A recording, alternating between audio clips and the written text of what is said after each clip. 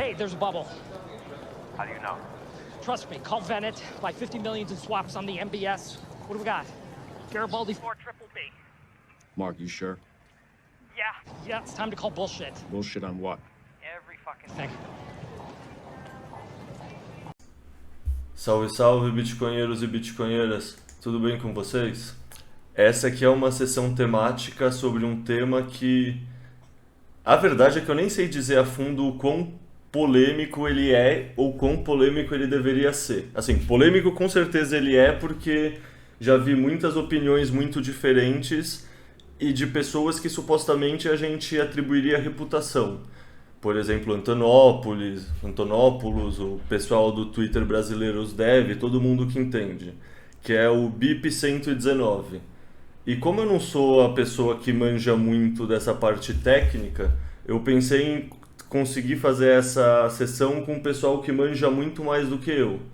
Daí eu comecei falando com o Narcélio e com o Lorenzo, e os dois também indicaram para chamar o João e o Eric, que são outras pessoas também, os devs que manjam muito, e vieram, sei lá, já estudaram a BIP 119 e tudo mais, e vieram aqui esclarecer então várias dúvidas dessa parte mais técnica de implementação, do speed trial, de como funcionam as propostas de melhoria do Bitcoin, toda essa questão pra gente. Então, começar apresentando os convidados, que é o Eric, o João, o Narcélio e o Lourenço. Vamos fazer em ordem alfabética, porque com 4 pessoas é um negócio meio difícil organizar.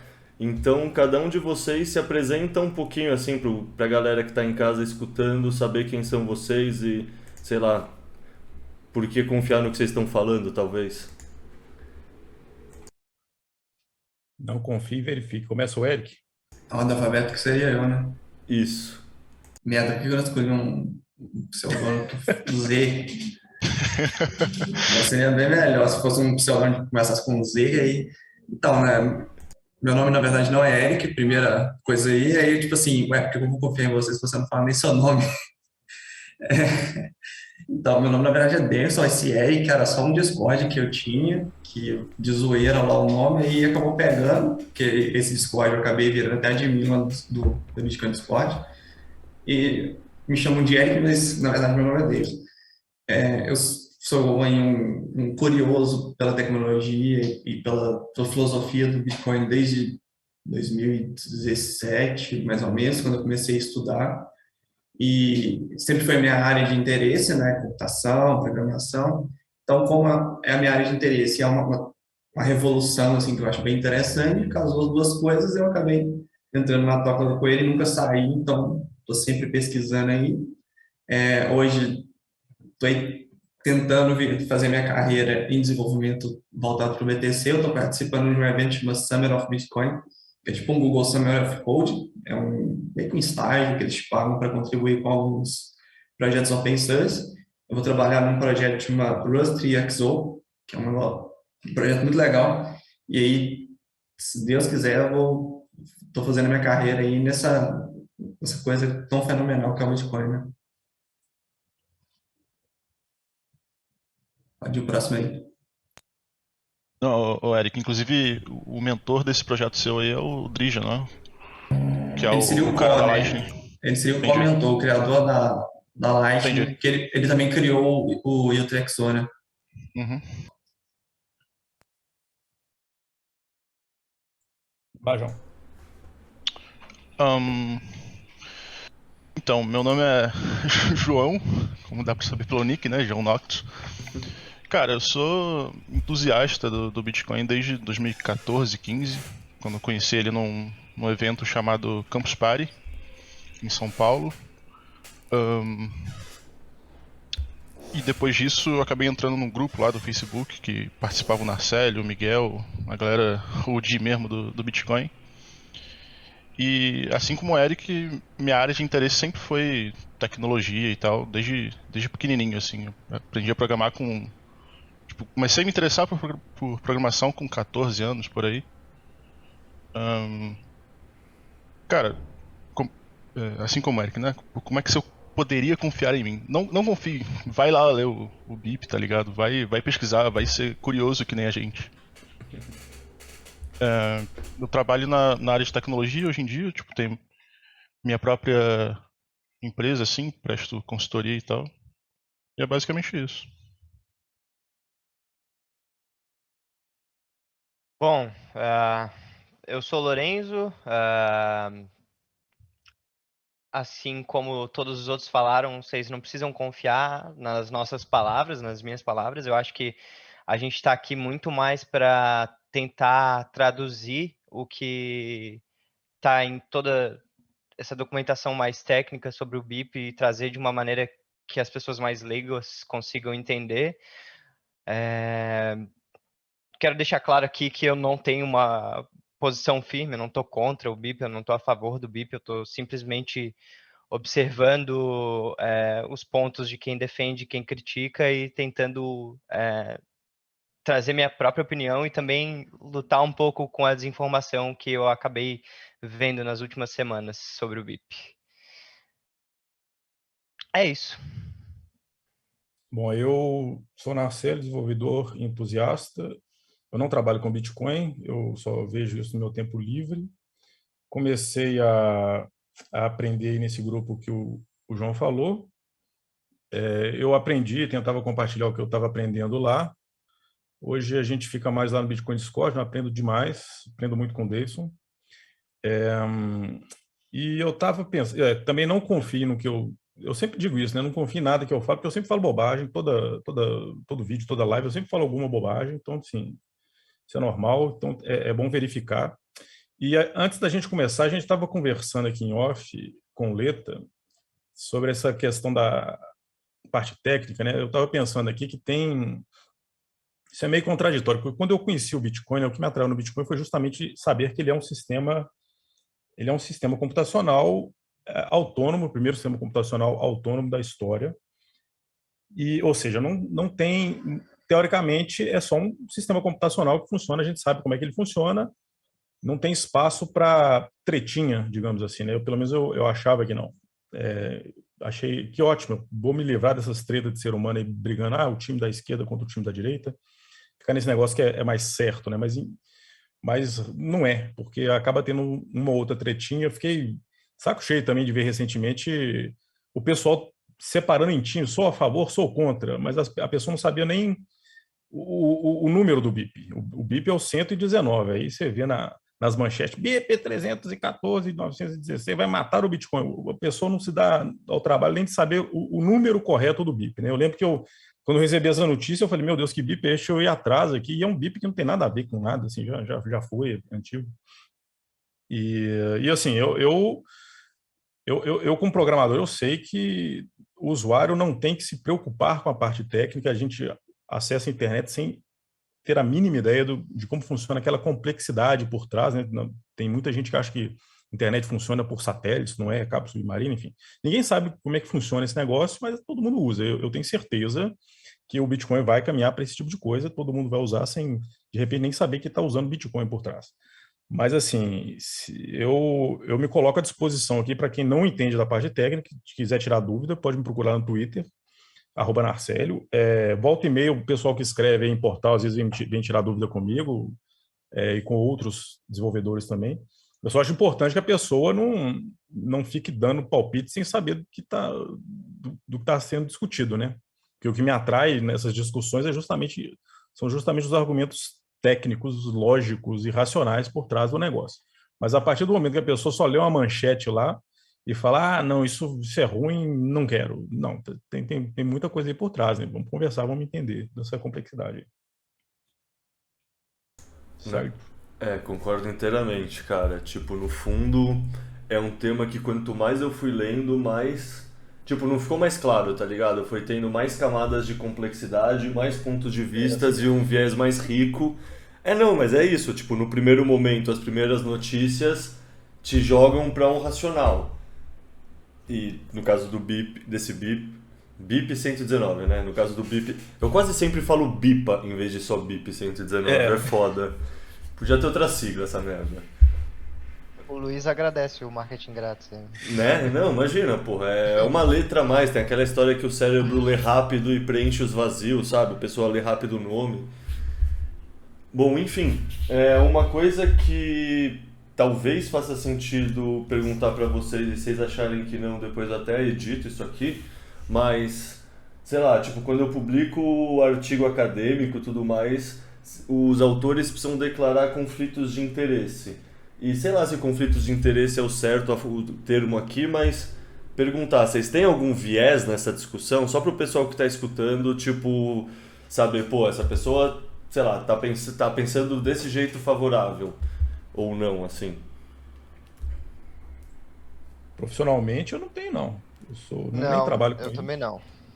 Também não trabalho com isso e não ganho nada. O Jeremy, diferente do João, o Jeremy não tá me pagando pra defender Quem dera. o 119. Se tiver Então, alguém pra mim, eu querendo também não. subornar a gente aí, eu me coloco à disposição aqui também. Também não tô recebendo nada por enquanto. Eu Se também quiser quero pagar receber. aí,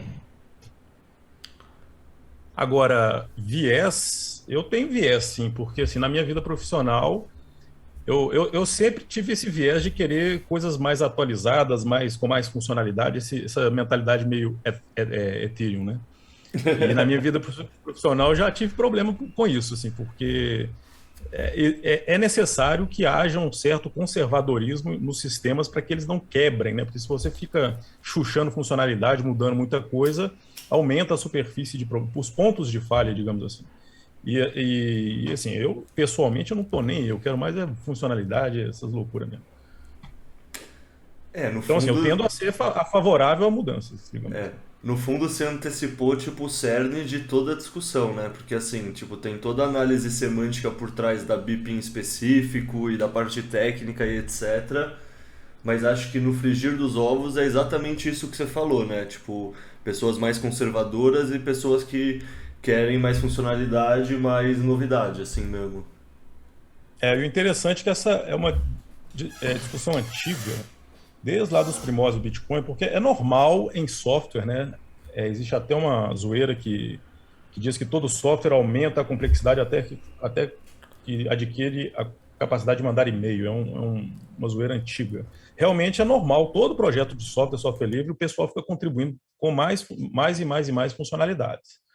E lá atrás, no começo do Bitcoin, quando o Satoshi saiu e ficou o Gavin Anderson, ele tinha essa mentalidade: vamos melhorar o Bitcoin, vamos colocar isso. Ele ficava querendo colocar mais funcionalidades e, felizmente, já tinha na época um pessoal que já estava tentando compreender o Bitcoin. Isso lá para 2011, né? 2011, 2012, o pessoal já estava entendendo que aquele negócio tinha que ficar mais ossificado. E aí eles ficavam se opondo às mudanças que o Gavin ficava propondo. Essa ideia de Covenant, que a gente vai discutir aqui, também nem é tão recente assim, não. Essa ideia de você ter um maior controle das moedas depois que alguma coisa acontece, digamos assim. E já naquela época, o Gavin já queria fazer algumas coisas nesse sentido. Aí já tinha gente falando que não, vamos deixar, vamos fazer isso, não vamos. Já tinha o Luke Jr. Se opondo, por exemplo, aos endereços que começam com 3, né? Porque o Satoshi fez aqueles endereços que começam com 1, mas já o Bitcoin ele já tinha toda uma complexidade possível de se fazer vários contratos de smart contracts diferentes, programar como os Bitcoins seriam gastos e tal. Mas o povo já tinha gente resistindo às mudanças. Não, vamos ficar só nesse endereço 1 aqui. E já tinha gente falando, não, vamos fazer esse endereço 3 aqui, que já vai ter mais possibilidades.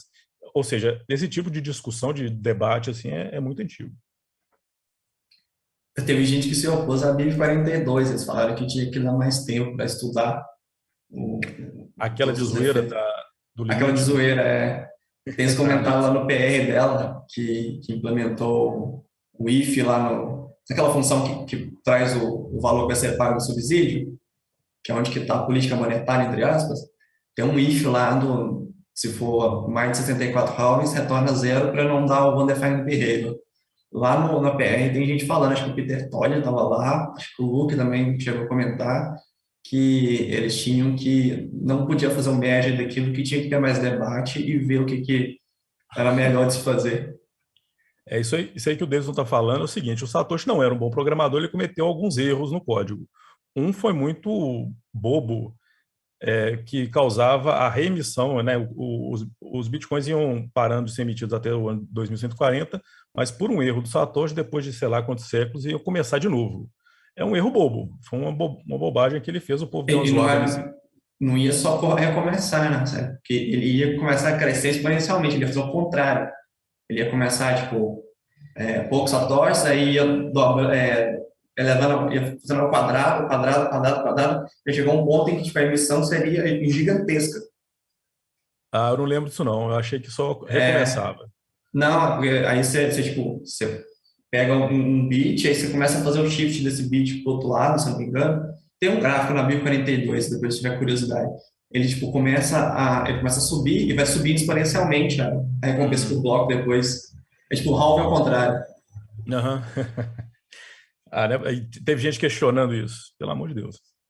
Eles falaram que era muito prematuro mudar naquele momento ali, porque a PR tecnicamente seria um soft fork, e não teve muito assim, debate sobre isso. Aí eles falaram que não, a gente tem que debater para ver o que vai ser feito. Então, esse tipo de discussão me preocupa, porque se um dia tiver algum bug muito grave que não puder ser resolvido por soft fork, será que vai ter gente falando, não, peraí, vamos discutir isso? Talvez não tenha tempo, né? Enfim, é interessante que o sistema é descentralizado, ninguém manda nesse negócio. Você quer corrigir coisa simples, você precisa de consenso.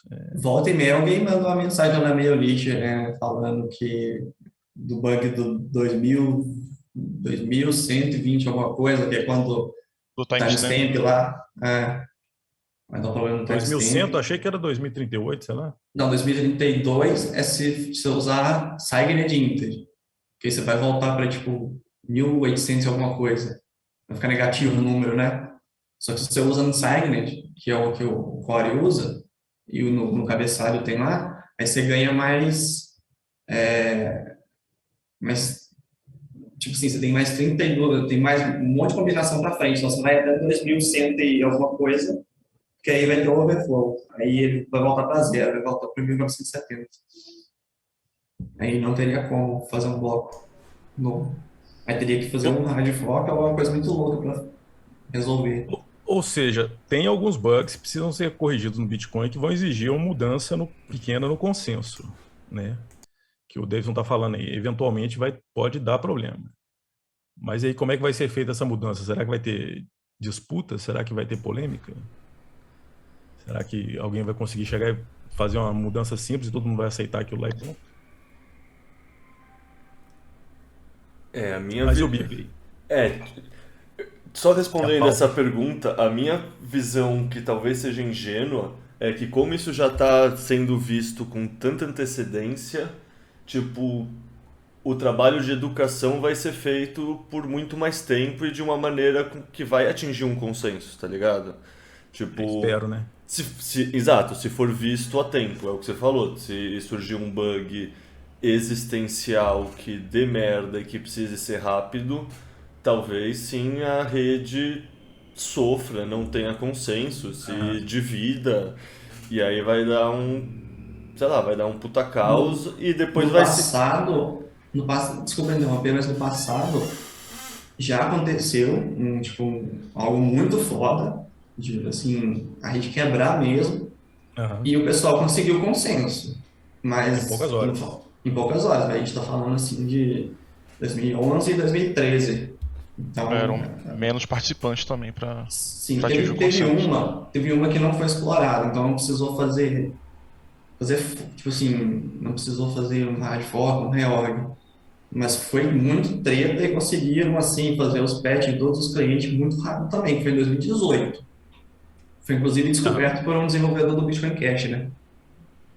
Um bug de inflação que descobriram na testnet e corrigiram, fizeram patch lá. Mas esse aí em questão foi um bug numa implementação recente, aí você pode imaginar que quem estivesse usando coisa mais antiga não teria problema. O bug mesmo seria um bug do Bitcoin sempre, assim, no Bitcoin do Satoshi. Você já veio com esses bugs aí do bug do milênio. Aí todos têm esse bug, né? Todo Só mundo que tá com esse bug. o problema é que é algo complexo, cara. A gente estava tendo lá no Summer, a gente teve uma palestra do Adam Jones, lá da Team Codes. Ele estava falando que é um sistema um pouco obscuro de se mexer, algo que a gente nunca viu antes na história do desenvolvimento do software, porque hoje, em 2013, foi um negócio absurdo, cara. Era tipo, eles foram trocar o banco de dados que guardava as UTXOs, foram trocar de Berkeley para o LevelDB, e o Berkeley tem um negócio que estava lá, tipo, no final do final da documentação, ninguém nunca tinha visto, que era um número máximo de lock que ele podia fazer. E quando os caras trocaram os bancos de dados, isso causou uma quebra no consenso. De uma hora para outra, assim, teve um chain split, porque ninguém prestou atenção na porcaria dos lock, número máximo de lock.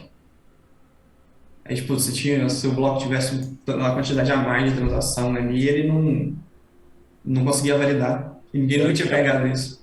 Era 500 mil, aí como trocaram o banco, aí começou a aparecer bloco maior de 1 mega. Antes nem tinha, né? E aí, Aí que o bug começou a aparecer. Começou a Mas aparecer. isso é um bug no protocolo? É um bug na... Era um bug da biblioteca que Na estava implementação, né? Se você tivesse implementado o Bitcoin em outra linguagem, ela não teria com outros... Não necessariamente, porque, por exemplo, tem um hard fork que eles só pararam para pensar que era um hard fork outro dia, que é a serialização do DIR lá, das assinaturas SDSA dentro do OpenSSL, ela deu uma modificação pequenininha das versões do OpenSSL iniciais com as versões mais novas. Então, se você compilar contra uma OpenSSL mais nova, você vai ter um hard fork. É complicado. O Leta já deve ter dormido aí. Eu não tô interrompendo porque eu acho que isso é história e eu tô aprendendo, mas eu confesso que já parece aula de gramática, assim. A complicação é que o Bitcoin, por mais simples que o pessoal tente deixá-lo, ele já é muito, muito complexo. E cada complexidade aí é um perigo, né, para o negócio quebrar. E assim, O Gregory Marx ele tem uma palestra que ele fala que tipo, a média de programadores de programas open source é de um bug a cada 1000 linhas. Isso, a cada 1000 linhas. Não, são 6 bugs a cada 1000 linhas. A NASA consegue fazer um bug a cada 1 milhão de linhas. Só que a NASA, com toda a tecnologia deles. E, tipo, o Core tem suas milhares de linhas lá, então imagina quantos bugs tem lá dentro. Tem 1000. Nossa, hein?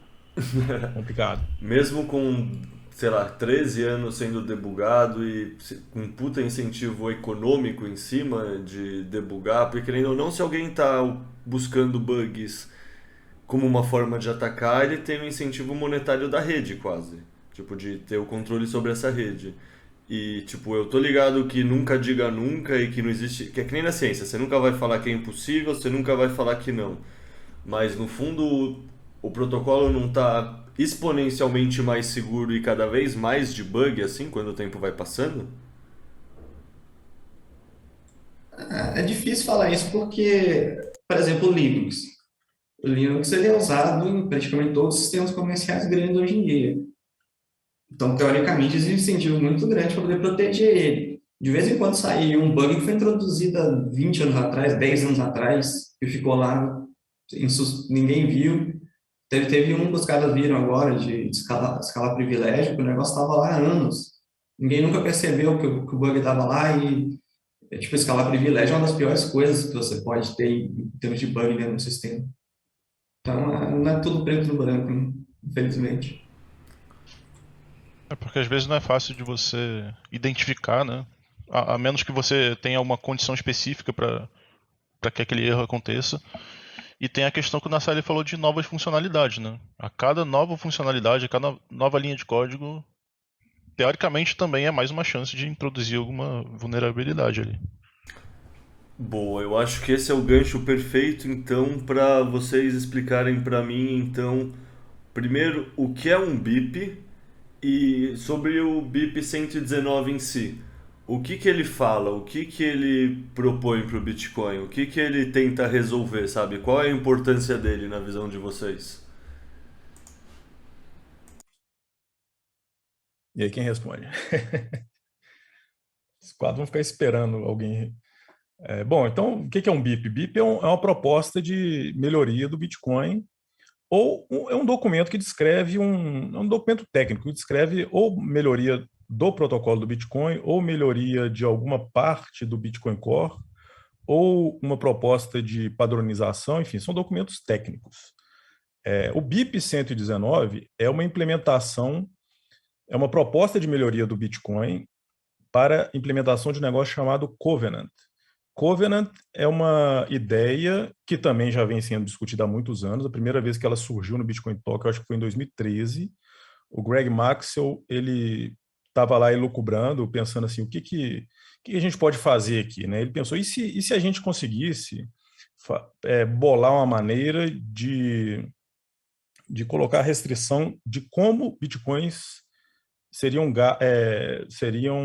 movidos depois que forem gastos? Porque, assim, o Bitcoin, ele sempre teve smart contracts, cada moeda está depositada em um endereço, em um negócio chamado UTXO.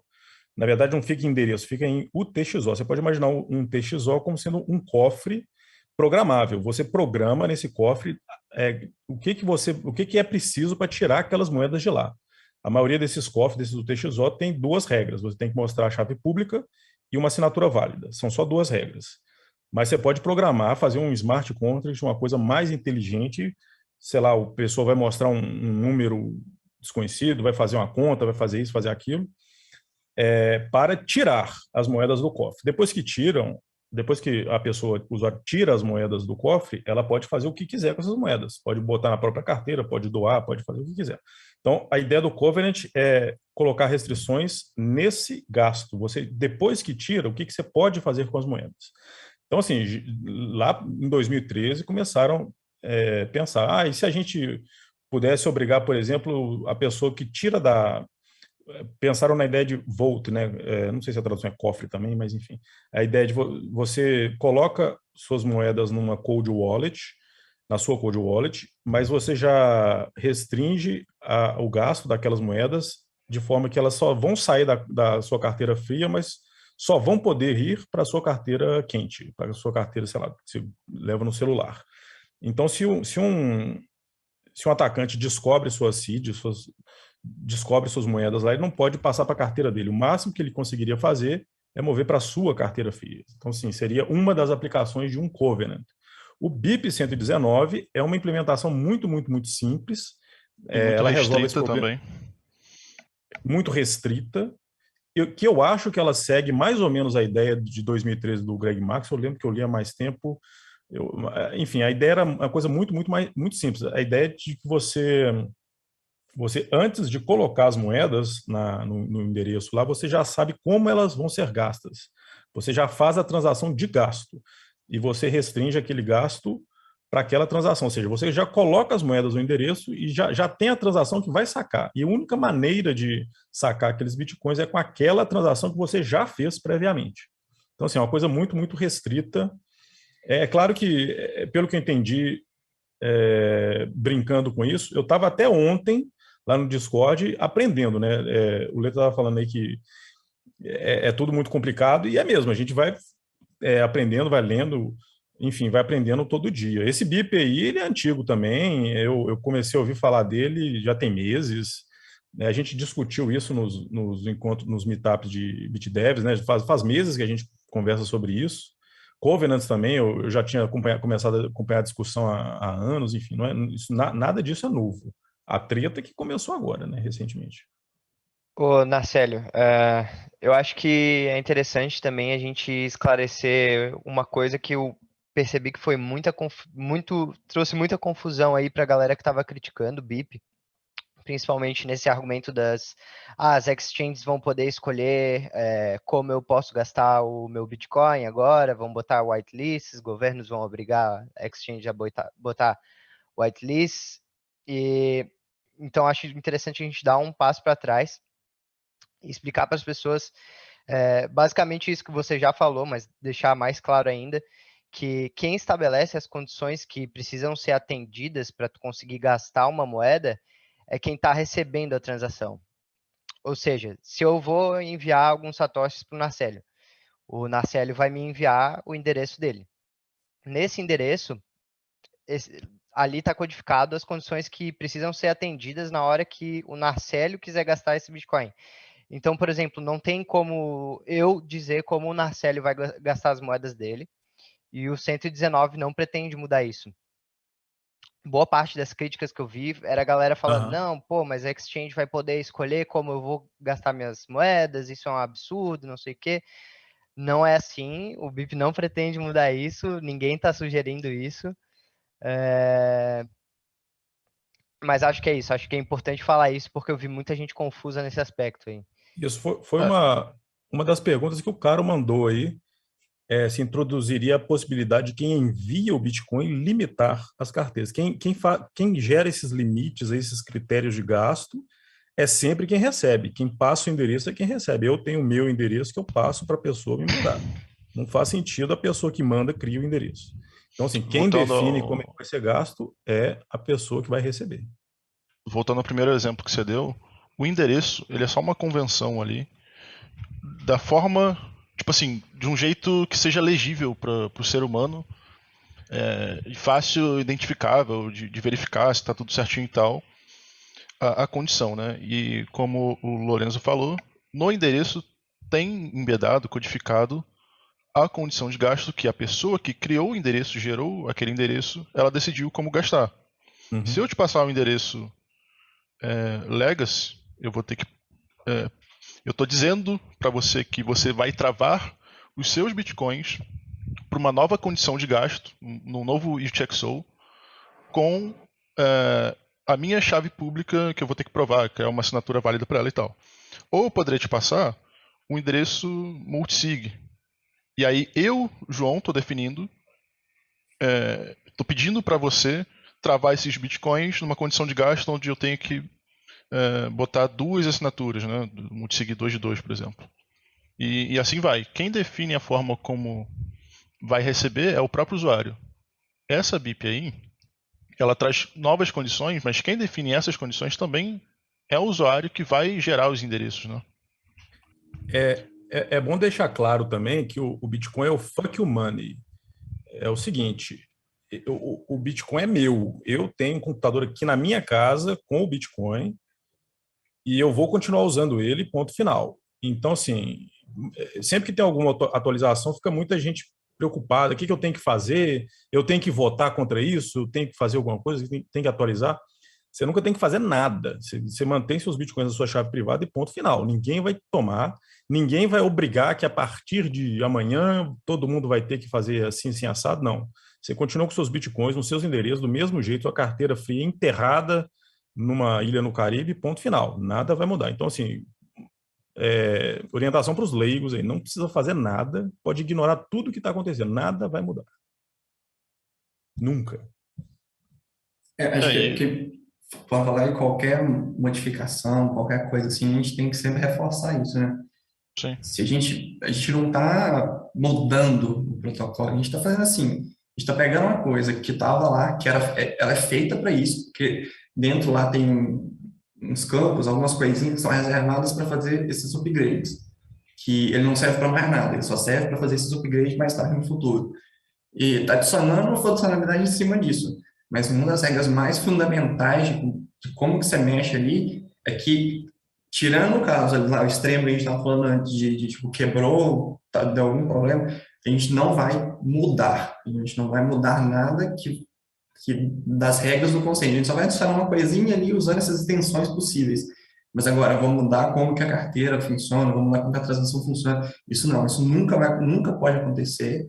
Isso é o que todo mundo que defende o BTC tem que ter em mente, que você não pode mudar isso. Você não pode mudar coisas que interfiram na carteira dos outros, você não pode fazer esse tipo de coisa. Isso daí nunca vai ser proposto, a menos que seja algo catastrófico que esteja acontecendo. O que funciona vai continuar funcionando do jeitinho que foi para sempre.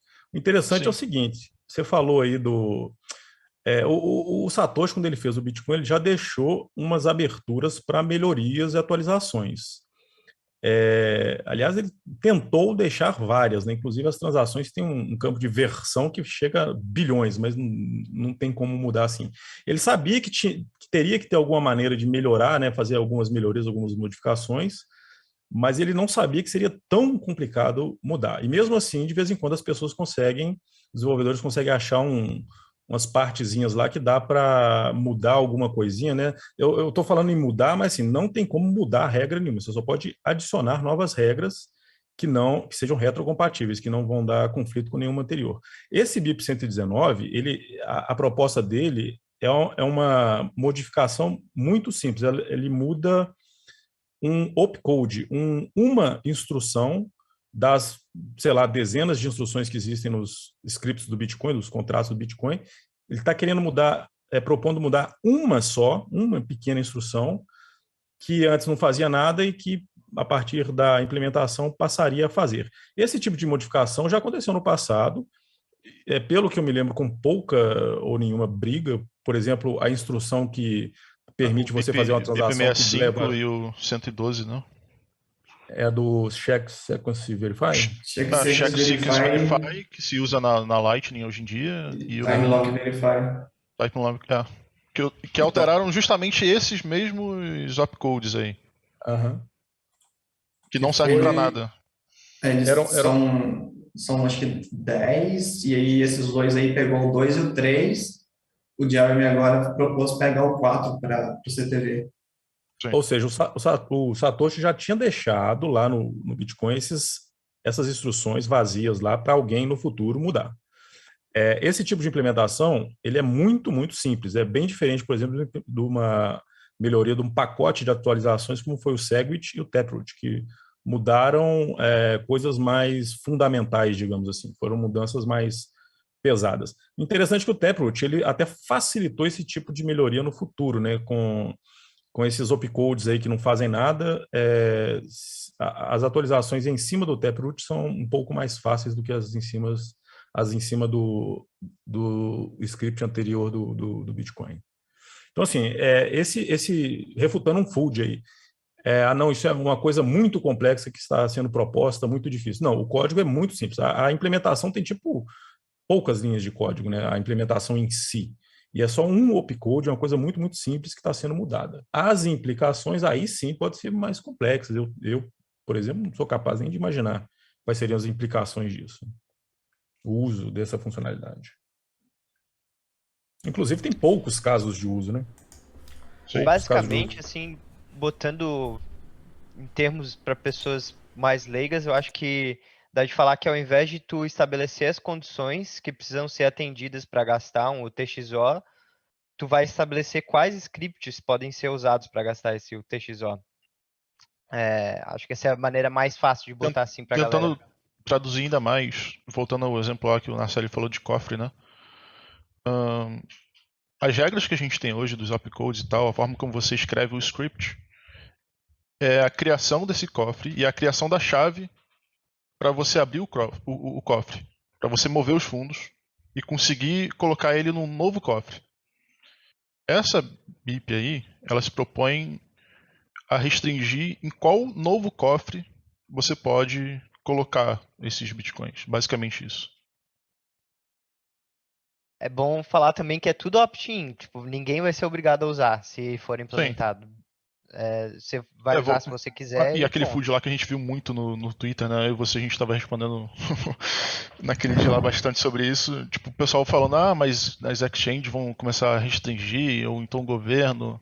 Se o próprio Antonopoulos falou isso no vídeo dele. Se o agente malicioso ele pode fazer isso, ele vai e tal. Mas, cara, teoricamente, hoje, um governo ele pode restringir a exchange que o usuário só use endereços multisig 2 de 2 com o governo e o governo vai, sei lá, restringir para onde você pode mandar ou para onde você não pode mandar. Isso já pode ser feito hoje, mas não é feito.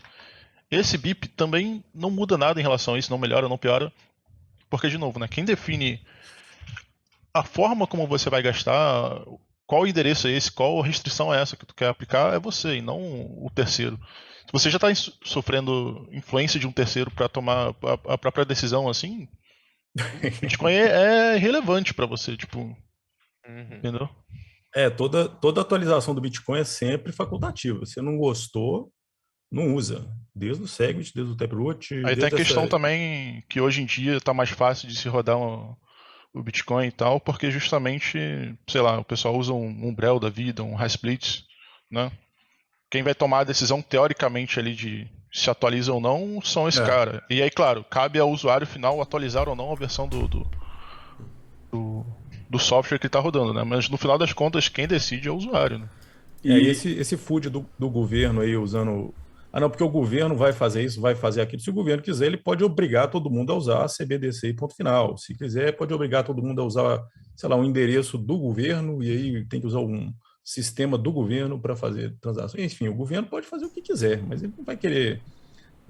que nem eu zoei ontem lá, ele não vai essa BIP falar aí assim, não muda nada criamos em aqui relação um a isso. smart contract que agora vocês vão ter que usar não sei o quê, papai. O governo não sabe nem falar o nome, né, do Bitcoin, fala Bitcoin, eles não sabem nada, eles não vão usar funcionalidade nenhuma para dificultar a vida de ninguém. Ou se quiserem, pode também, já podem fazer isso hoje, mas eles vão tentar o mais fácil, tipo, vai proibir ou vai taxar, enfim, vai cobrar imposto em cima. Não faz sentido nenhum ficar fazendo food falando que não, porque o governo vai usar para o mal. Não faz nenhum sentido. E o Andrés, ele estava falando de Covenant, ele não estava falando do BIP 119. Isso foi um problema. Exato. O Andrés é fodão, mas assim, no vídeo ele estava falando de dois assuntos diferentes. Estava falando do BIP 119, que é uma possibilidade de implementação de um tipo de Covenant, e de Covenants. E aí ele entrou nessa aspas aí do Covenant, só que, assim, a galera tirou isso aí de contexto completamente. Isso, existem possibilidades de implementações que são mais ou menos interessantes. Tem a discussão lá do Covenant recursivo, que é a ideia de que se você coloca bitcoins nesse tipo de endereço, digamos assim, ele sempre vai ficar recursivo, ele não pode mais deixar de sair de um Covenant, então esse tipo de coisa não é interessante, mas o BIP 119 não trata disso, não cria esse tipo de Covenant. Então, assim, a ideia de que bitcoins ficassem presos num tipo de restrição, mas isso também é totalmente irrelevante, não está sendo feito agora. E se um dia fizerem também, faz diferença, porque você pode mandar bitcoin para o endereço inválido e ele vai ficar preso pro resto da vida também. Ninguém nunca reclamou desse tipo de coisa. Você pode perder sua chave hoje você já privada, pode mandar todo o seu input para nenhum output, ou seja, vai tudo pro minerador. Tu pode perder seu Bitcoin assim, mas você não vai fazer isso, né? Não vai jogar seu Bitcoin fora. Pois é. Talvez vocês tenham falado disso no meio dessa conversa toda e eu não entendi assim tão preto no branco. Mas do ponto de vista então desse usuário que pode escolher ou não aderir, que já está rodando o seu próprio node, vai escolher se vai usar essa atualização do Bitcoin ou não. Para que ela serve? Sei lá, porque eu, Leta, ia querer rodar ela? Tipo, que nem o Alex Bitcoinheiro comentou no Twitter.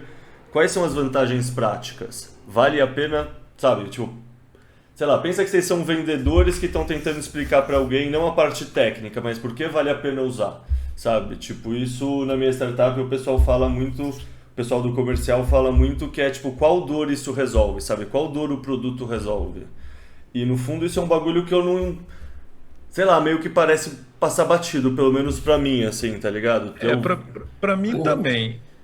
A gente pode tentar falar dos casos de uso, né? Isso. O CTV, eu vejo ele mais como os que o João citou, né? Os que foram feitos em 2018, que ninguém nem lembra deles. É algo mais específico, não é assim algo tão bonito e tão revolucionário quanto o Segwit ou o Taproot. É mais um negócio assim de nicho.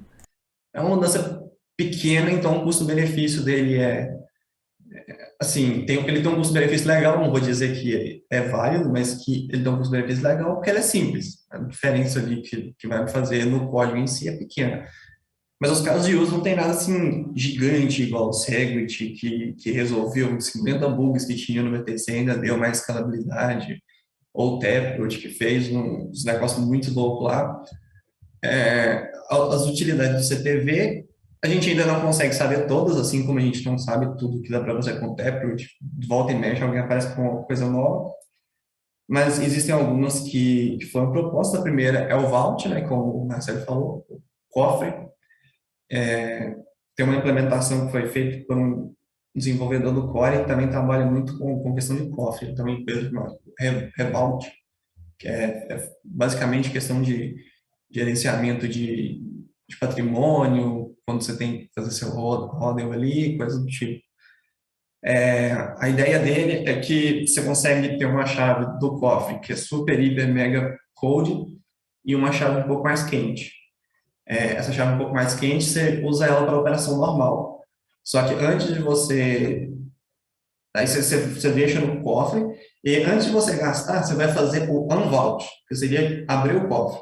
Só que esse abrir o cofre é uma transação intermediária que ela faz o seguinte, ela manda para o seu endereço hot depois de algum tempo, ou ela manda, ou você usa a sua chave ultra super code para mandar para um outro endereço qualquer. Então, qual que é a ideia? Se um atacante pega a sua chave e tenta fazer o unvault, o que ele vai fazer? Ele vai deixar o seu vault ali nesse estado de transição. Quando você vê aquilo na blockchain, você vai buscar a sua chave, você vai correr, pegar a sua chave supercode e mandar essa transação para um lugar seguro. Então, você pode manter sua chave hot, tipo, no seu celular, alguma coisa assim, e se alguém tiver contato com essa chave hot, você ainda tem a code que você pode usar e salvar os seus fundos. A pessoa com a chave hot não conseguiria roubar seus fundos, e aí você poderia tipo, ter um serviço que fique prestando atenção ali, te notifica caso veja aquela transação. Então, seria uma camada a mais de segurança. Se alguém tem fundo suficiente para se preocupar nesse nível, não sei. Não sou eu, no caso, porque eu sou quebrado. Corretora é interessante. Corretora tem a carteira fria, tem gente que pode ir lá na carteira fria pegar e passar para uma carteira intermediária. Aí tem depois já tá quente. Empresas que tenham ali vários sócios e tal. Talvez tenha que fazer um multisig para gastar, alguma coisa assim, não sei. Tem vários casos que você pode fazer em cima disso. E voltando também ao primeiro ponto que você falou, essa alteração aí, ela não é grande como o Taproot, nem nada assim. Ela se parece mais com o BIP 65, que é o CLTV, Check Lock Time Verify, onde ela é uma nova condição ali que adicionaram, que alteraram, e usa quem quer, tipo, quem não está usando esse tipo de condição é irrelevante, assim. O custo é baixo, mas os benefícios também não são tão altos, assim, né? Exato, porque sim. Os casos de uso são poucos, alguns a gente são bem olhando interessantes. o site lá, eu contei, são 9 casos de uso que ele descreveu, sendo que 5 deles, para mim, são completamente relevantes e nem precisariam estar na Layer 1. Assim. O cara meio que espremeu para tirar isso. O de escalabilidade é interessante lá do gasto lá das corretoras. Que eu até hoje não entendi. Ele... Não, o caso 1 seria o scaling. Ah, tá. Mas aí tem uma questão nesse caso de uso que seria o incentivo, assim, beleza, você tem incentivo para usar esse tipo de transação, para quando congestionar, tu poder fazer uma transação mais barata ali, né, na hora que está congestionado. Mas, tipo assim, o pessoal ainda pode usar endereço 1, ainda pode, o endereço 1 legacy, né, ainda pode congestionar a rede, tipo, acho que isso não resolve exatamente o problema, ele só mitiga, assim, né. São poucos casos de uso para todos. Mitigação. É mitigação. Esse congestion control é mitigação de... Tipo, vamos fazer isso ficar um pouco mais... Vamos jogar esse problema aqui para frente, quando tiver... Não, atenuar ali os picos. Porque o meu computer trabalha muito com picos. Então, ao invés de a gente ter esses picos, a gente dá uma atenuada ali, a gente dá uma espalhada nisso ao longo do tempo, e aí não fica tão... Tipo, igual teve aí esses dias, ontem, hoje, o negócio passou de 300 mega. Foi ontem.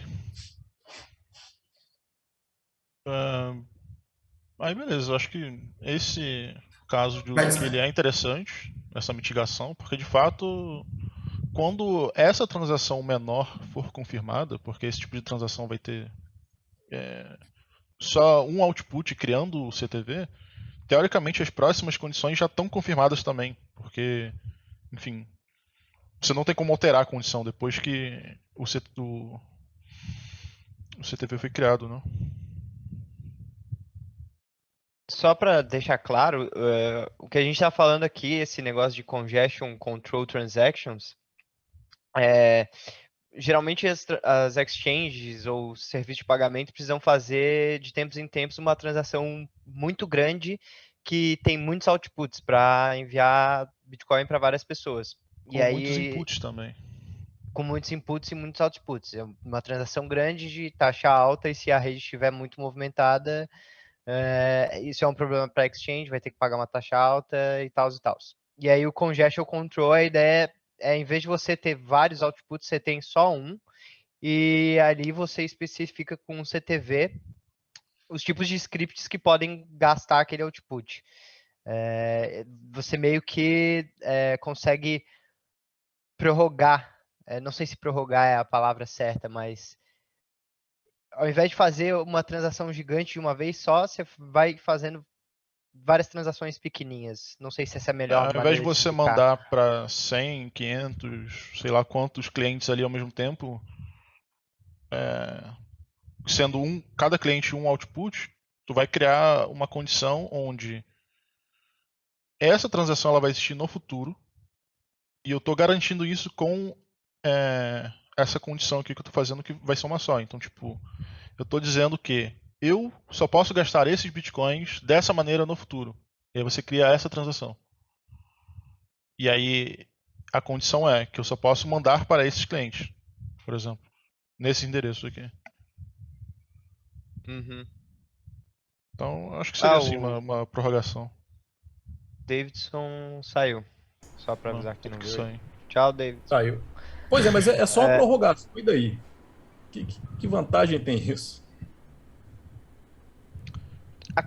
Quem está fazendo a transação vai pagar menos taxa, né? Porque ao invés de 500 outputs, você tem só um. Aí o ônus fica com quem quer pegar os bitcoins mesmo. Vai ter que fazer depois. Isso não acarreta num risco de afetar o balanço da economia, assim, tipo, quem tá deixando de... Não sei, tipo, tem um sistema de incentivos muito bem alinhados econômicos agora, tipo... Sei lá, eu acho que eu vi essa discussão e eu não sei se eu entendi direito, mas que... Sei lá, isso era uma discussão mesmo na época do Segwit, que você muda o tamanho do bloco ou você muda a remuneração do bloco, tem consequências de como isso afeta a rede, como vai evoluir a mineração. Sim, nesse caso a gente não está mudando nada nesse sentido. A diferença é que você está mudando o incentivo, digamos assim, ao invés de você receber esses bitcoins aqui agora, quando está congestionado, a gente está te garantido, tipo, 100% que a gente só pode gastar para você, que a gente vai te mandar. Mas ao invés da gente mandar para 100 pessoas aqui ao mesmo tempo, seja lá quantas, a gente está travando essa condição agora, já que está congestionado, a gente vai ter que pagar caro por essa transação. A gente vai pagar ela no futuro quando tiver mais barato, por exemplo. Tá garantindo isso, entendeu? Eu tava ouvindo um podcast do Guy Swan hoje também, ele deu um caso de uso que eu achei interessante, que é, por exemplo, digamos que vai sair uma legislação nova no Brasil que agora as corretoras vão ter que mandar, sei lá, alguma coisa que prejudica muito a vida dos usuários e das corretoras e elas vão ter que acatar porque elas precisam seguir a lei. Aí lá na lei tá falando, a partir de semana que vem, o que a corretora pode fazer é uma transação de commitment com CTV, né, de comprometimento, antes dessa legislação entrar em vigor, falando, olha, eu vou te pagar dessa maneira e foda-se essa legislação, assim. E não Isso só eu achei antes, bem mesmo interessante depois também. que essa legislação entre em vigor, digamos assim, o que vai estar publicado na blockchain é o opcode CTV e um hash. Você não consegue ver quais são as condições ali, se você não publicar quais são as condições. Então você poderia criar um CTV onde teoricamente pro governo vai estar parecendo que tu tá usando ali as regrinhas e tal, mas na verdade tu criou uma outra condição de gasto para você sair dessa restrição, entendeu? Você não precisa publicar o template, você precisa publicar o resultado final que vai ser validado quando a próxima transação for feita. Então, tipo assim, também não é um problema isso aí, né? É, na verdade, uma solução, se tu parar pra pensar. São uns casos de uso muito, sei lá. Exato, mas eu não vejo vantagem nesse tipo de coisa. Seguindo pro próximo caso de uso aqui, seria soft fork bets. Tipo assim, pra que fazer isso on-chain, tá ligado? Esse aí é ridículo. Eu acho tem que o outro mais interessante é o abrir canal de maneira unilateral, né? Esse aí é um pouco mais interessante também. Também é raro. Vou Mas seguir na será que ordem aqui, já vou tirar 3 aqui, ó, que seriam primeiro soft fork bets, tanto faz. Opções centralizadas. Eu nem sei o que é isso, não entendi quando eu tava são os lendo. cajus complicados E de também. novo, pra que fazer isso na Layer 1? É. Caso 4 lá da Drive Chain. Na verdade, esse caso de uso, se tu olhar lá no site deles, lá no finalzinho o cara bota que na verdade a sugestão que foi feita para isso não vai funcionar. Aham. Mas ele manteve essa opção lá, eu acho que para ter mais um número, não sei. E aí tem essa questão que você falou do abertura de canal não interativo, foi isso? Isso, Que seria, pelo que eu entendi, seria possível tu criar um canal na Lightning onde você não precisa das duas partes interagindo ali. Mas no meu entendimento, esse tipo de canal seria um canal unilateral. Porque você não tem a assinatura da outra parte. Então você consegue mandar os fundos só de um lado para o outro. E não... Mas olha só, são poucos casos estranhos, complicados. Eu acho que o Leta não vai querer comprar, né? A gente não está conseguindo vender para ele. Não, mas é justamente isso. Eu vi o pessoal falando, porque estão me pagando, sei lá o quê. Em nenhum momento eu fui a favor disso aqui. Eu só fui contra o food que o pessoal tava espalhando. E, tipo assim, cara, você quer refutar? Beleza, você tem todo o direito de fazer isso, mas vai lá ler, vai dar algum argumento que faça sentido. Que é o que a gente tá fazendo aqui, tá ligado? Então, esse caso de uso aí, ele é interessante pra Lightning sim, mas na parte dessa não interativo, você poderia, e isso tá lá também escrito, que você poderia ter um agente malicioso entre as duas partes, porque você não vai ter uma assinatura, então talvez isso aí traga um problema. E entre trazer um problema e não, eu prefiro que mantenha do jeito que tá, entendeu? E essa é uma proposta de Covenant. Existem outras. O João me mandou anteontem, não sei, uma proposta usando mais o recente, em cima do Taproot, que começou a circular lá no grupo de desenvolvimento. Então, assim, não precisaria implementar desse jeito, né? Pode servir de inspiração para outras coisas melhores que virão. Já teve polêmica, então é difícil esse negócio aparecer agora. eu acho muito improvável que o 119 seja mergeado. Muito, muito improvável. Eu também não acho que ele vai ser mergeado, porque os casos de uso são, assim, fracos. Pro pessoal que tá ouvindo é irrelevante, então... Tipo, acho que não faz sentido mesmo entrar esse BIP aí. Seguindo aqui os casos de uso, seria o sétimo aqui, Trustless Coordination Fee Mining Pools. Tipo, também, pra que fazer isso na Layer 1? O oitavo aqui seria o Vault, que a gente já falou. Que isso sim é interessante para o usuário que talvez tenha mais Bitcoin, ou Exchange, etc. E o último lá que está listado seria deixar os HTL6 da Lightning mais seguros, teoricamente assim, mas sei lá. O pessoal da Lightning também teria que implementar isso aqui, então... Mas o no pessoal geral, essa da BIP não Lightning faz tá muito sentido. interessado, né? Eles estão querendo. Sim, sim.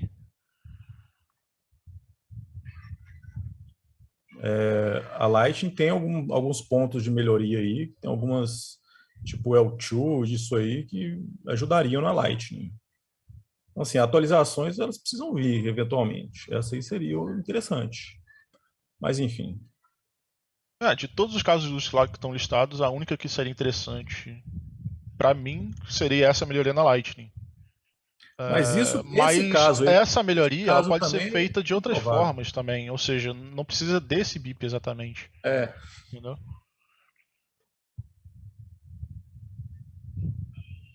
E aí, Eu acho que a maior parte da polêmica aí, as críticas válidas são mais em relação o método que o Jeremy Rubin escolheu para tentar obter consenso e ativar isso do que os casos de uso ou a implementação em si, né?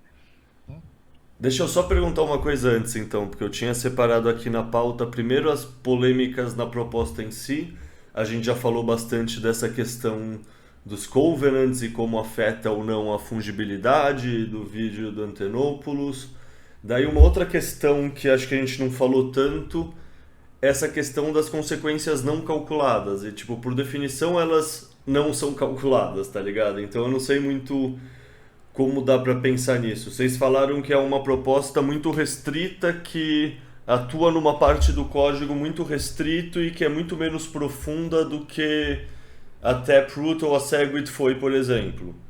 Isso, muito. Sim. Isso significa que tem menos chance de dar bug ou nada a ver? Poderia sim ser atualizado nessa versão, ela chegar num consenso e nela ter algum risco existencial? Porque se tiver, do meu ponto de vista, vocês falaram que é baixo custo e baixo ganho. Talvez seja um custo altíssimo, assim, porque se ela não adiciona um bagulho que melhore exponencialmente o Bitcoin, sabe? Melhore pelo menos alguma ordem de grandeza, alguma característica, vale a pena arriscar?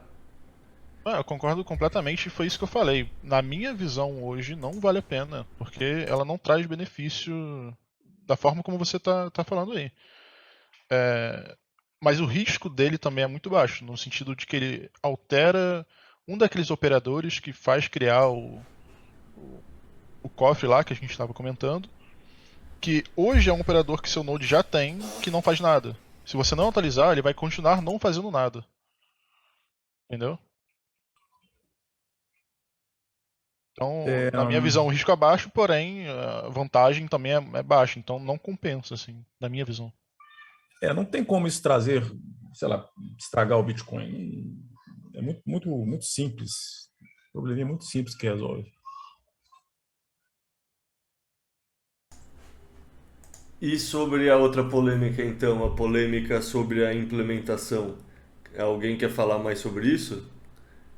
A questão do opcode, eu estou lembrando o seguinte, aqueles outros dois que a gente citou, do time lock, do sequence, eles também foram mudanças pequenininhas que na época também o pessoal mudou pouca coisa, mas eles são muito utilizados na Lightning e em outros lugares, por exemplo. Então, assim, é importante de vez em quando fazer umas atualizações que tenham um impacto legal no futuro. Sobre o Speed Trial aí, a questão é o seguinte, essa discussão já acompanho de longe há algum tempo. Eu acho que há 2 meses eu vi o Jameson Lopp, primeira vez que eu vi a treta acontecer, eu acho que o Jameson Lopp que falou assim lá no Twitter, galera, vamos aprovar logo esse negócio aqui,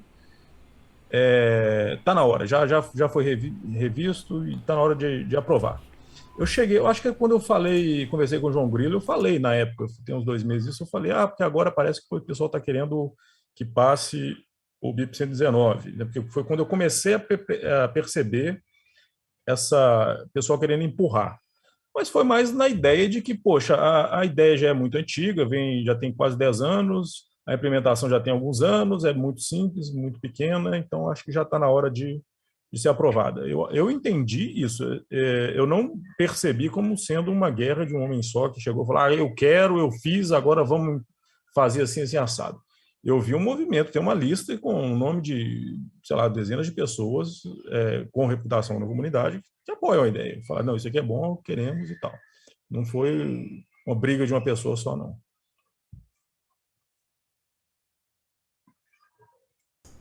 E a questão do Speed Trial é que para você fazer mudanças no Bitcoin, você implementar novas funcionalidades, é muito complicado. Você tem que combinar com toda a rede, com os mineradores, com os usuários, todo mundo, de que algo está acontecendo, né? Não tem votação, não é uma democracia. Os mineradores não mandam no sistema, eles não têm que votar, eles não têm que decidir. Também os desenvolvedores também não mandam. O que acontece é que aparece esse consenso, né? Um número razoável de pessoas e desenvolvedores que fazem o negócio e acham que está interessante para entrar, e aí combinam uma data no futuro onde todo mundo vai assumir que isso está acontecendo, aquilo foi implementado, aquilo existe. Principalmente os mineradores, a maioria deles tem que tem que entender, tem que sinalizar que eles sabem o que está acontecendo, que eles fazem parte do consenso. É uma Eles sinalização, não é uma vão validar as votação. regras, porque se É, esse tipo de alteração aí, como foi o Taproot, ele não atinge o consenso dos mineradores, você pode acabar acarretando num split da rede. Diferente desse aí que a gente está vendo agora, mas assim, você isso precisa ter aconteceu, o consenso. Fala aí, né, aconteceu no sério. passado com esses endereços que começam com 3, os P2SH. Se eu não me engano, na época o pessoal estava pensando assim, não, se a maioria dos mineradores sinalizar, né, que eles já estão atualizados, já está bom, porque a gente já vai ter a maioria do hash rate. Só que aí eu acho que deu uns problemas, que alguns mineradores deixaram sistemas antigos, não estavam validando as regras, alguém fez uma sacanagem lá e acabou dando um split, se não me falha a memória. E então, assim, aí depois o pessoal percebeu, não, a gente tem que ter certeza que a maioria esmagadora, 95% dos mineradores, estão validando as regras, para evitar esses engraçadinhos aí que tentam fazer split na rede. Então, assim, Também esse não depende consenso só do minerador fazer isso também, porque senão volta lá igual na época do Segwit também, que foi ativado. Porque quem definiu no final das contas foi o usuário, né? Isso, mesmo que os mineradores fiquem se opondo, falam, não, não sei, não sei, não sei. Mas se os usuários querem mesmo, eles podem simplesmente falar, então a gente ignora blocos feitos por mineradores que não apoiam. Então, assim, esse consenso é uma coisa meio complicada da gente entender, porque não é democracia, não é eleição, não é líder de projeto decidindo, É o um- conjunto de decisões individuais ali. é uma massa crítica aparecendo, né, e fazendo o negócio acontecer, de forma retrocompatível e facultativa. Quem ainda se opuser à ideia, fica quieto.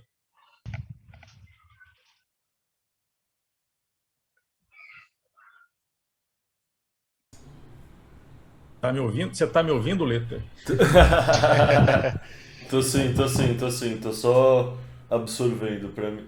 Assim, vocês estão conseguindo traduzir bem, mas pra mim ainda não é um tema que eu tenho tanta fluência que nem outros, vamos falar assim, ainda preciso correr atrás dessa parte. Isso que o Narcélio estava falando era o tal do User Activated Soft Fork, né? De se os mineradores não quiserem aceitar a mudança, os usuários podem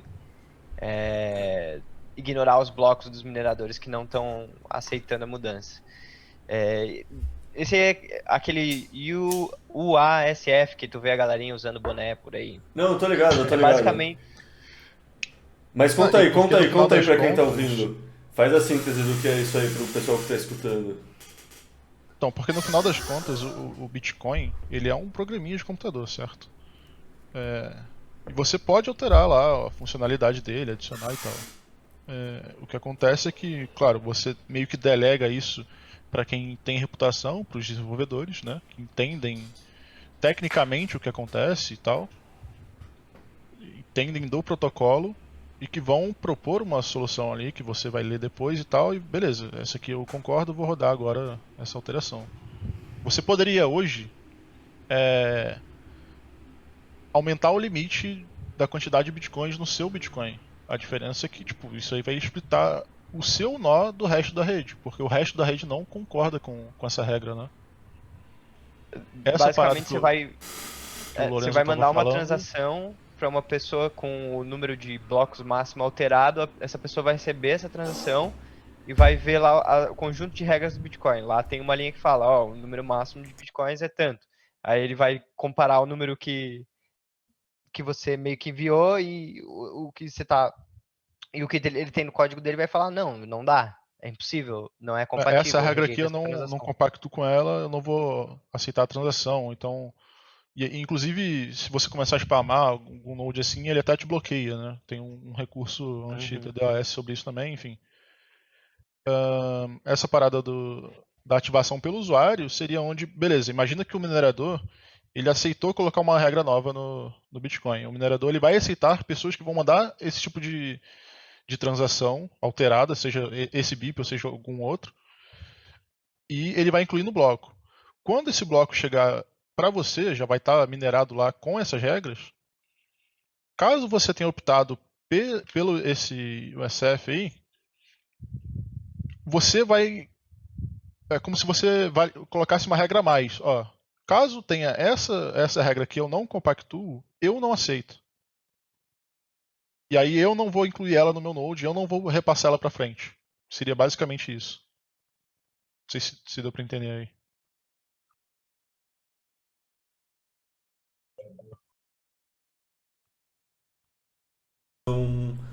Apoiando uma mudança que você não apoia, né? Se tiver Sim, se a maioria não aceitar um bloco minerador, vai gastar tempo e energia, né, para validar, tipo, não tem esse incentivo. Ele vai preferir já não concordar com a mudança, porque, enfim, ele vai perder dinheiro fazendo isso, né? É aquele famoso consenso na base da porrada, né?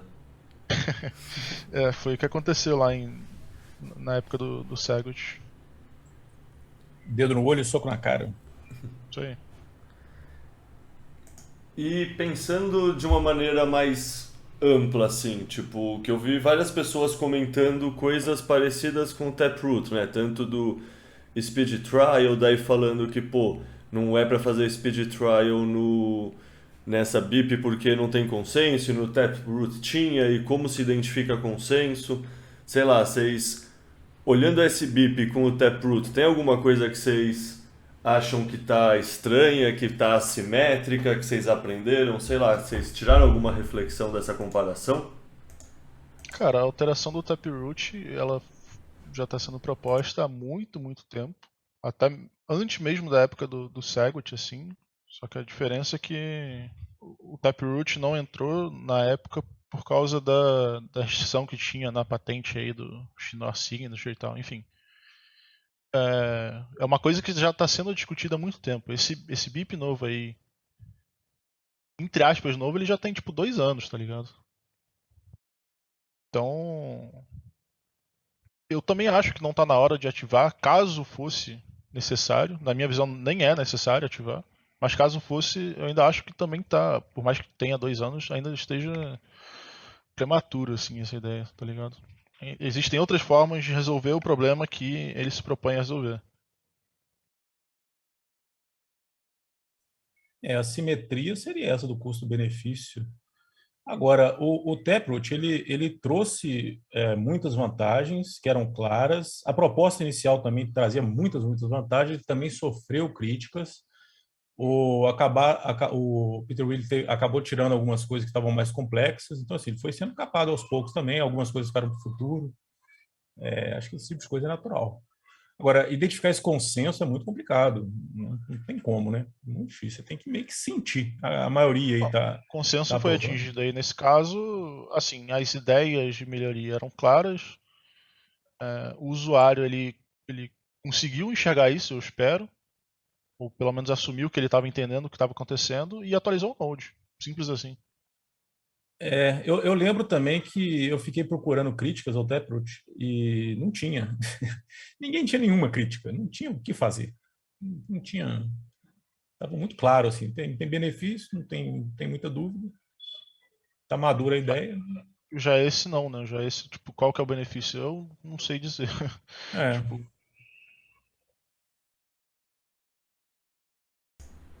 Justo, eu fiquei com essa mesma sensação, mas eu não sabia dizer se é porque eu não estava sabendo consultar os fóruns certos, alguma coisa assim, mas, tipo, por um lado é estranho não saber ter como mensurar como é o consenso, mas por outro lado, é isso, né? É um negócio que, por definição, você tá dando polêmica, tá dando opinião contra assim, não tem consenso, né? Tipo, é meio que. não, é porque a maioria das discussões acontecem lá no próprio GitHub do Bitcoin Core, ou então na mail list e coisa e tal. Mas eu posso hoje propor alguma mudança, escrever o código para isso e começar a distribuir. Se a galera quiser rodar ele, que rode. Agora, o pessoal vai ter que analisar. Essa mudança aqui que o João fez vai causar algum split? Vai fazer alguma coisa? Tipo, é o que já acontece hoje em dia. Se a galera concordar, o pessoal vai atualizar para essas novas linhas de código, para a nova versão, entendeu? Acho que é assim que o pessoal vai atingindo consenso, com discussão mesmo. validação do que está sendo alterado e tal. Teve dois temas em específico que essa discussão toda me fez entrar na cabeça, assim, que eu queria perguntar a opinião de vocês. O primeiro deles é que o Lorenzo comentou isso numa postagem dessa semana no Twitter sobre reputação, que tipo, se outra pessoa tivesse propondo essa mudança, talvez ela seria recebida de outra maneira. E aí, tipo, como funciona a reputação na visão de vocês? Porque, sei lá, por um lado, reputação é a prova de trabalho da pessoa. Por outro lado, no mundo ideal, as ideias sim deveriam ser julgadas pelo seu próprio mérito, né? E não pelo mensageiro.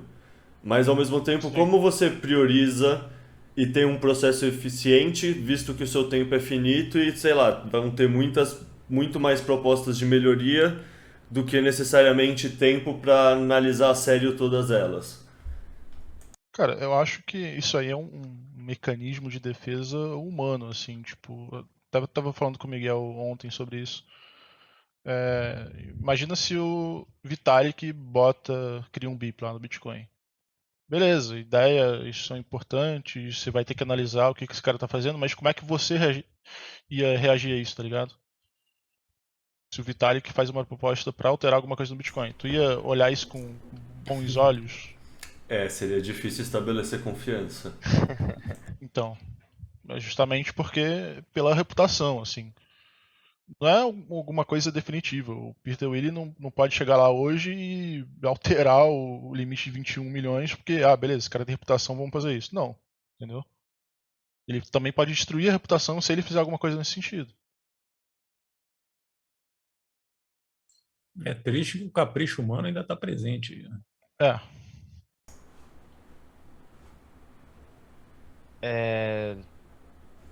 Eu até tuitei lá, assim, que o maior problema dessa questão da reputação não é nem a questão de, tipo, a gente barrar as ideias de pessoas que têm menos reputação, e sim a gente ser conivente com pessoas que têm reputação e propõem ideias que não são tão boas.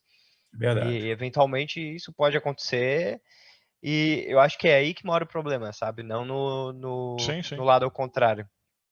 E também, acho que a gente já falou aqui, mas reforçando, o 119 ele não é a única proposta para adicionar Covenant no Bitcoin. Esses dias saiu uma do Rusty Tweet que pretende fazer isso usando funcionalidades do Taproot. Se eu não me engano, o 118 lá, o SigHash NPreVault, também pretende implementar Covenant. Eu acho até mais antigo também. Eu acho que é até mais antigo. Essa é do Christian Decker e do Anthony Taus, que trabalham para Blockstream. Mas, como eu disse, eu acho que é muito difícil o 119 ser implementado a essa altura do campeonato, depois de toda a reputação que caiu em cima deles. Mas o que eu vejo é que eu aposto que uma hora ou outra isso vai entrar de algum jeito, talvez não seja com o 119, talvez seja alguma outra implementação. Eu só espero que a proposta que entre passe pelo mesmo escrutínio que o 119 está passando agora. Independente de quem estiver propondo a implementação. Digo mais, eu tomara que todas as propostas passem pelo... Sei lá, eu sinto que isso é uma coisa positiva na bolha do Bitcoin, e aí até pergunto a opinião de vocês, mas... Sei lá, talvez vocês tenham visão de alguns devs que a comunidade dev do Bitcoin é mais conivente, sei lá. Mas pra mim é uma das comunidades... Na nossa visão, a reputação desses caras aí já é maior, digamos assim, né? Justo. Porque, sei lá, é uma das... Eu acho que é a comunidade que eu conheço que é mais independente intelectualmente, assim, e não tem problema de matar seus heróis, assim, tipo... Sim, ainda somos humanos e nesse sentido acho que nunca é 100% possível, tá ligado? Você tem um respeito, você tem uma admiração, você protege mais a pessoa mesmo você não perceber. Mas tem mais um detalhe também, por que não aconteceu toda essa zona, digamos assim, lá na época das outras alterações que eram simples também. Porque eu acho que tinha realmente menos gente olhando. Tipo, hoje em dia, cara, pelo menos na comunidade brasileira assim, eu conheço uma galera que começou a revisar mesmo o código, eu sou um deles, mais ativamente, sei lá, do último ano pra cá, entendeu? Ver realmente o que tá acontecendo. Na Célia, o Lorenzo, a gente participava no passado do meetup, assim, que era pra discutir coisas bem baixo nível, assim, tá ligado?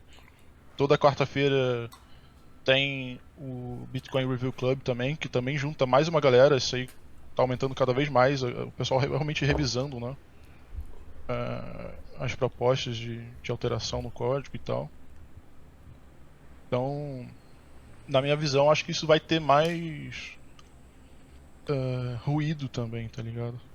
Porque vai ter mais É gente dando verdade, opinião e tal. tem mais olhos. A implementação do BIP 119, se bobear, até hoje já teve mais gente fazendo comentário, então assim, realmente não está terminada, né? Sempre tem alguém lá falando, faz isso, faz aquilo, seria melhor assim, melhor assado. Não sei se foi você, alguém recomendou, não, tira esse código do BIP, bota uma coisa mais clara.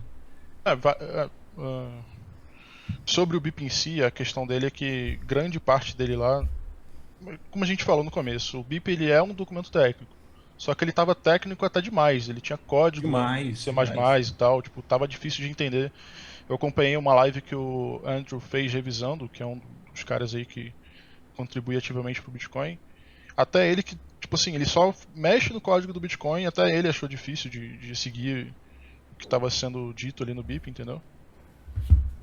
Então, e aí por causa dessas críticas, porque tem mais gente olhando, revisando e querendo entender que o cara recentemente aí atualizou a BIP em si. Ela tá mais clara hoje em dia, dá pra entender. O código lá tá em Python, uma parte. Mas é isso, tipo, é batendo em cima e melhorando conforme as críticas, né? Como tem mais gente olhando, vou repetir isso, vai ter mais ruído, né? Não, justíssimo. E isso, inclusive, no fundo, puxa o próximo tema que me chamou a atenção quando eu estava querendo aprender mais sobre esse BIP, que é toda essa questão de ossificação do protocolo. Que, tipo, eu entendi os riscos de se ossificar cedo, entendi os riscos de se ossificar tarde, e é um tema muito interessante, assim, porque é isso que você falou, conforme a comunidade aumenta, é muito mais difícil tomar decisão, é muito mais difícil, é um cabo de guerra com muitos times e muitas direções ao mesmo tempo, né, assim. Então, sei lá, vocês já pararam para pensar como é esse processo de ossificação? Vocês, sei lá, o que vocês pensam dessa questão de ossificação do protocolo? Que é um tema que eu não conhecia, sinceramente, há uma semana atrás. O que o Satoshi fez, ele está ossificado. O que ele fez continua valendo. A questão é que não tem como evitar novos usos. Não se bem que os mineradores eles têm que aceitar validar as regras, né?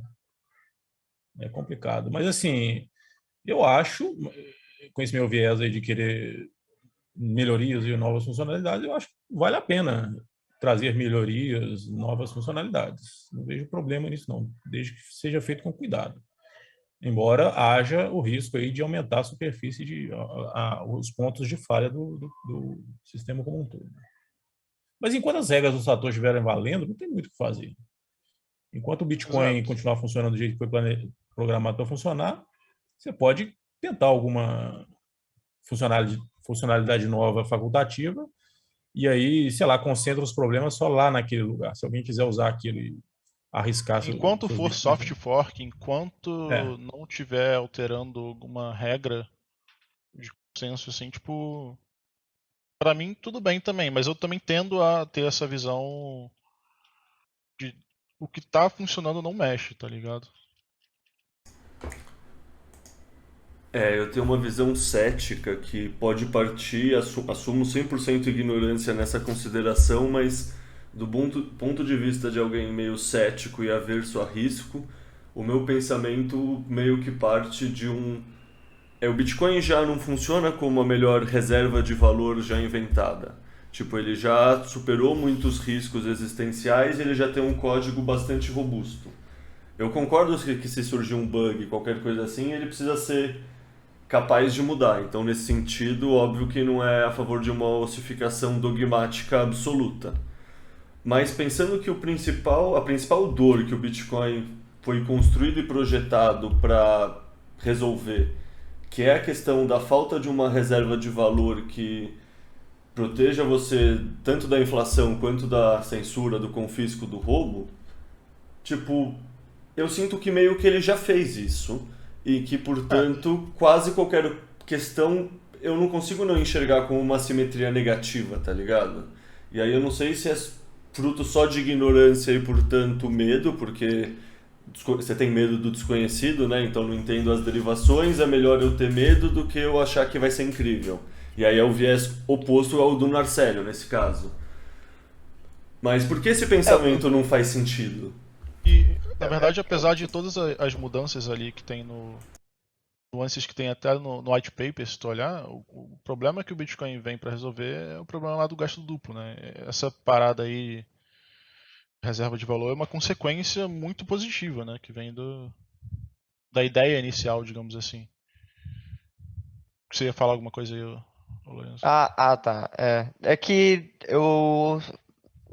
o ponto de ossifica o protocolo e já serve para o que tem que servir e tranca a porta e joga a chave fora.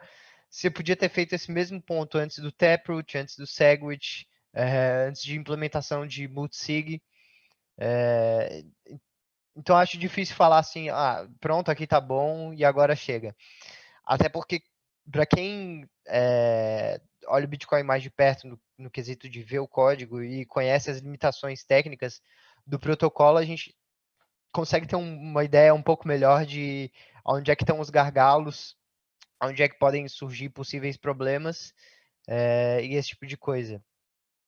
Eu acho que é quanto mais gente importante... usando, mais vontades assim individuais diferentes. Então vai ter exatamente. demanda, vai ter essa parada por mudança mesmo. Porque cada usuário ali vai ver isso de uma forma diferente. Sim. Os opcodes estão lá, os opcodes para estender funcionalidade estão lá. Eu acho que o importante é que qualquer alteração passe pelo mesmo escrutínio que o 119 está passando agora. Tipo, não vamos deixar barato, independente da pessoa que esteja dando a ideia, independente do benefício que isso vai trazer.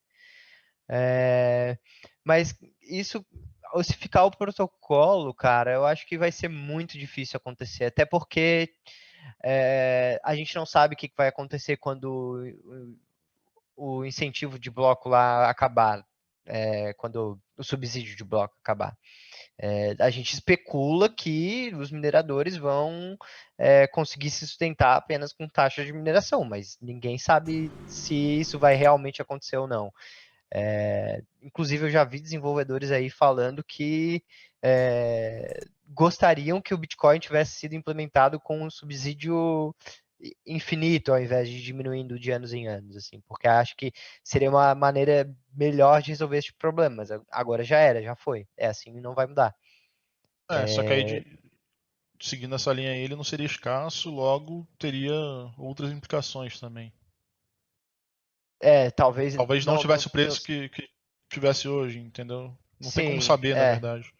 Exatamente, não tem como saber.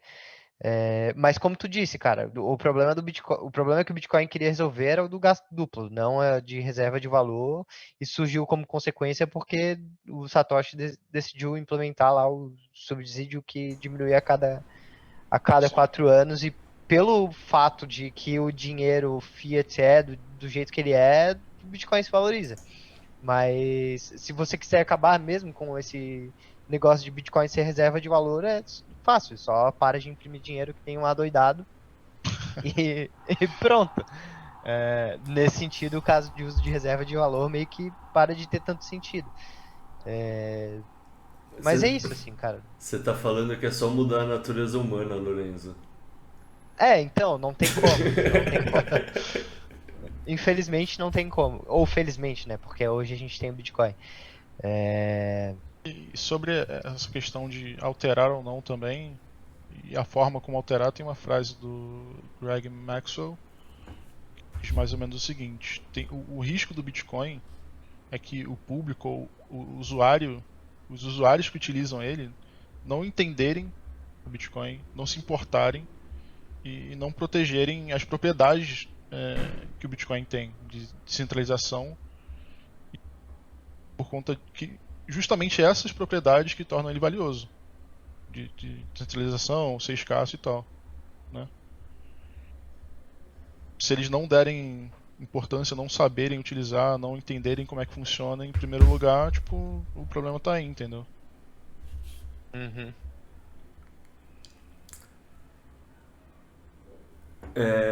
Tem alguma coisa que a gente não falou relacionado a, sei lá, esse tema macro como um todo, tipo, desde ossificação de protocolo até BIPs e como eles são implementados, Taproot, o BIP 119. Tem alguma coisa que a gente não falou e vocês acham que vale a pena ressaltar nessa discussão? Acho que foi tudo. Da minha parte, pelo menos. Reforçar a ideia aí de que é legal o povo discutir sobre Bitcoin, implicações e tal, mas se for discutir sobre a parte técnica, se informa primeiro, né? Exatamente. Por favor. Lá no Nossa, cara, meu Deus. Vai lá no Discord, se tiver dúvida, vai lá no Discord, tem um monte de gente que pode ajudar, tirar dúvida. Cara, teve- o Lorenzo, a gente passou mais tempo no Twitter debatendo sobre coisas que não eram sobre o BIP do que coisas que eram sobre o BIP. Aham. Teve um cara que mandou eu tirar meu laser eyes porque eu não sabia como é que funcionava o Bitcoin. Não, teve uns caras lá, pelo amor de Deus, não, porque é assim, assado. Como assim, cara? Você tá louco? Não é assim, não. Então, assim, parte técnica é complicado, mas dá pra gente descobrir como é que funciona. Essa é a beleza do Bitcoin. E quais foram umas incompreensões? Repito mais um ponto aqui, né? O Bitcoin, ele é um programa de computador. Se eu te passar aqui um executável agora pra rodar na tua máquina, tu vai rodar? Acho que não, porque primeiro, você nem me conhece, e segundo, que tu não sabe o que faz. Agora, o Bitcoin, ele cai no mesmo ponto aí. Beleza, você conhece pessoas aí que dizem bem sobre o Bitcoin, que você dá relevância e tal, mas tu entende o que ele tá fazendo? Acho que a maioria do pessoal não pega essa segunda parte aí, tá ligado? E eu que sou uma pessoa, beleza, sou voltado. Minha área de atuação é na tecnologia e tal, mas um ponto principal da galera que tá nessa área é ser curioso, é ir atrás. Pô, eu não sei como é que funciona o Bitcoin, tá? Eu começo a aprender. Tá, eu quero realmente cair na toca do coelho aqui, vou começar a aprender e entender o funcionamento dele por debaixo dos panos, entendeu? Tipo, os incentivos estão alinhados pra isso, eu acho. Pelo menos pra mim foi assim. Pra mim também. Acho que faltou a gente falar de fungibilidade, né? Fungibilidade foi uma coisa que tava lá na pauta e a gente não falou. Não sei se tem tempo ainda, se vocês têm tempo. Eu tenho Nossos- tempo, eu tenho tempo à vontade, é com vocês. Ah, Os vídeos do Leito é 4 horas, pode ir. vou jogar a bomba aqui então. Inclusive eu tuitei já sobre isso, mas obviamente fungibilidade não é um negócio binário, mas eu acho que o Bitcoin tá mais pro lado do não fungível. Por quê?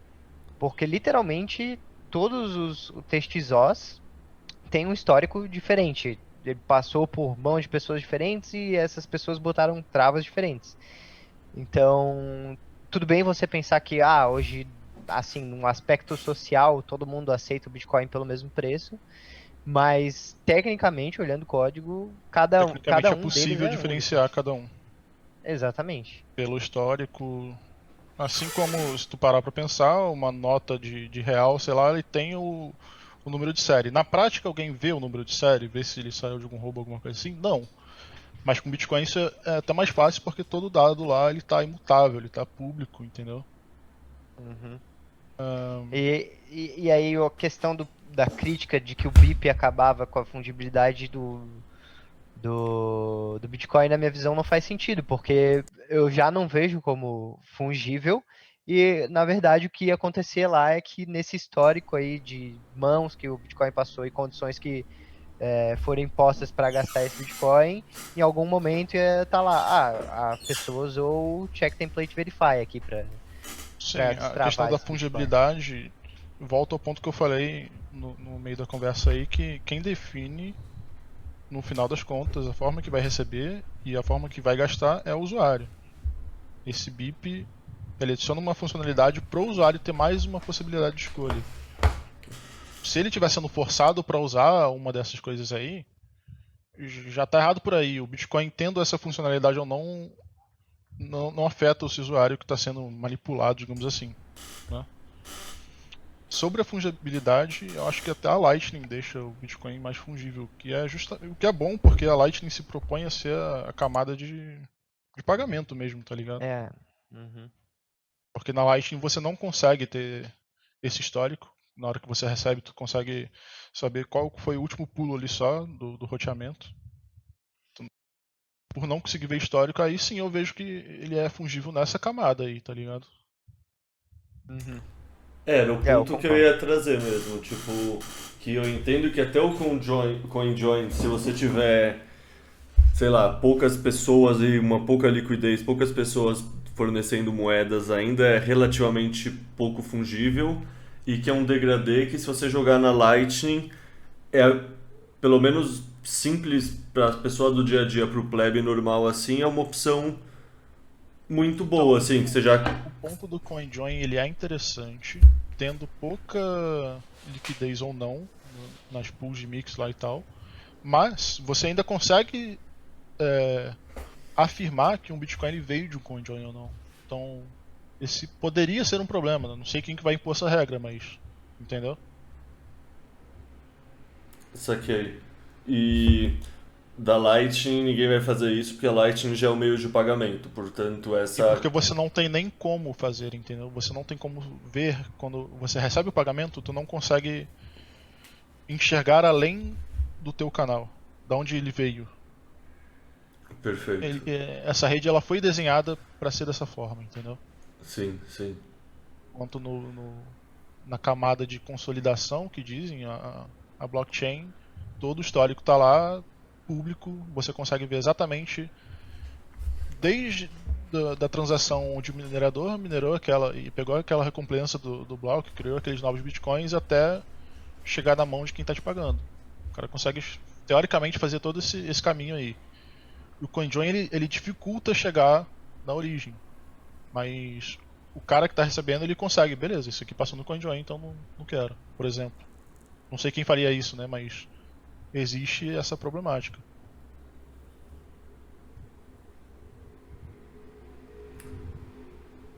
Bom, senhores, eu não tenho mais nenhuma anotação de pauta aqui e eu sinceramente nem sei o que perguntar desses temas direito. Então por isso que eu pergunto, vocês têm mais alguma coisa que vocês querem falar sobre algum desses assuntos mais técnicos ou alguma consideração final? Da minha parte, eu Agora agradeço acho que pelo convite. Também. Nada. Imagina, obrigado vocês pelo tempo e pela disponibilidade.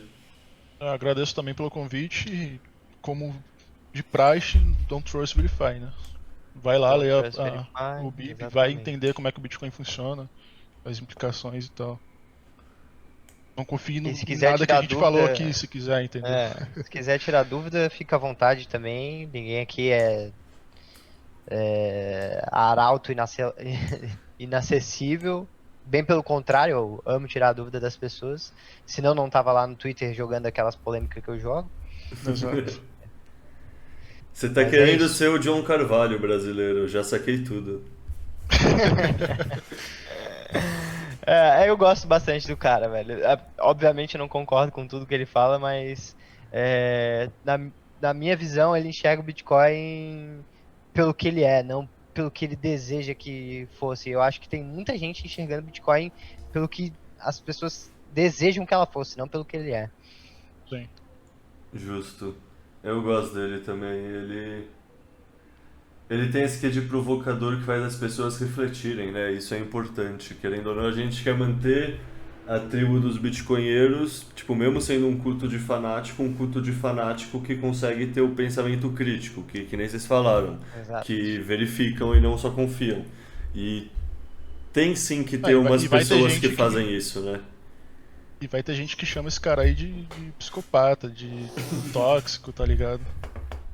Não, eu acho ele bem importante para a comunidade. Eu gosto desse tipo de trabalho e que o Lorenzo tá fazendo também acho importante, assim, tem que incomodar as pessoas mesmo e fazer elas refletirem.